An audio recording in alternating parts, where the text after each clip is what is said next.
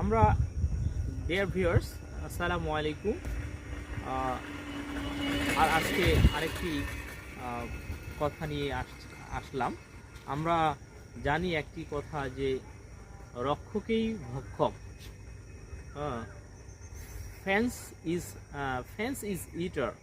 আসলে এই যে একটি কথা যে রক্ষকই ভক্ষক, আসলে আমরা আমাদের জীবন চলার পথে মানুষের একটা আস্থার জায়গা থাকে। হ্যাঁ, মানুষকে যখন দেখা যাচ্ছে যে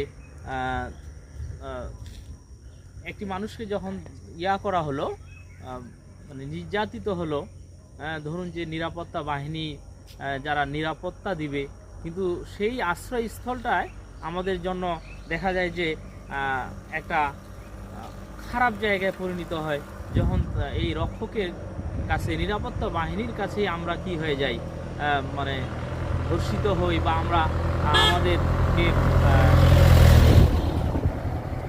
আমাদেরকে অনেক সময় দেখা যায় যে অনেক পেরেশানির শিকার হতে হয়। অনুরূপভাবে আমাদের অনেক আস্থার জায়গা আছে। এই আস্থার জায়গাগুলো থেকে দেখা যায় আমরা যদি বিশ্বাস ভঙ্গ হয়ে যায়, তখন কিন্তু মানুষ এটাতে বেশি পেরেশানি হয়।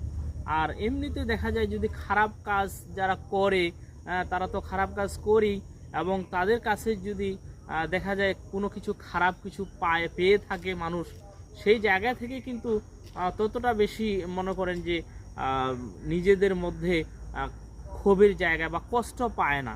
বাট যে জায়গাতে আমাদের নিরাপত্তা পাওয়ার কথা, যেই জায়গায় আমাদের আস্থা রয়েছে, সেই জায়গাগুলোতে যদি দেখা যায় যে আমরা মানে পেরেশানের শিকার হই, বা সেখানে আমরা দেখা যায় যে অনেক কষ্ট পাই, তখন আমাদের অনেক সময় এই কথাটি মনে এসে যায় যে রক্ষকই ভক্ষক, দ্য ফেন্স ইজ ইটার।